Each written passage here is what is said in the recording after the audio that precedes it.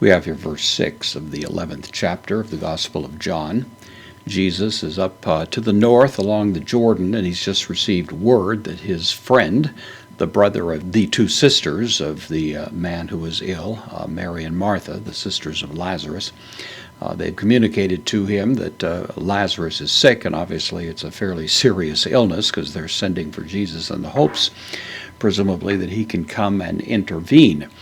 And we're told earlier by John, an editorial comment, that Jesus did love them, that he was connected with them, and that we might have ordinarily expected, of course, for Jesus to immediately pull up roots and get going so that he could arrive there in time. And John gives us now this very interesting and somewhat unexpected in the story itself, this little interjection, hos, as is the adverb here, but it can mean in this sense probably when. That's probably more the idea. Un, the postpositive, therefore as or when. Akusen, from akuo, I hear.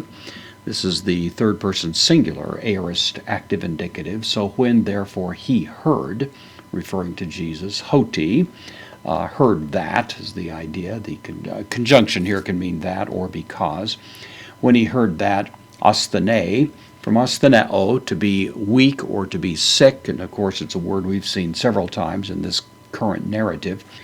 When he heard that he, and it's present, third person singular, present active indicative, so when he heard that he is sick, adding a little bit of drama to the story, then men, so tota men. A little bit of an unusual construction. It's intended to communicate that in spite of having heard it, in spite of it, he nevertheless did the thing that was somewhat unexpected.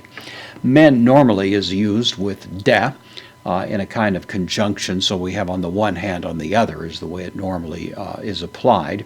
But in this case, we have the notion of a kind of unexpected development. When he heard that he was sick, nevertheless, he remained. Emenen. This is from meno, I remain or I abide. It's a liquid verb, so it forms the aorist in an exceptional way here. So third person singular aorist active indicative, he remained. In, preposition, takes the dative in whole, relative pronoun.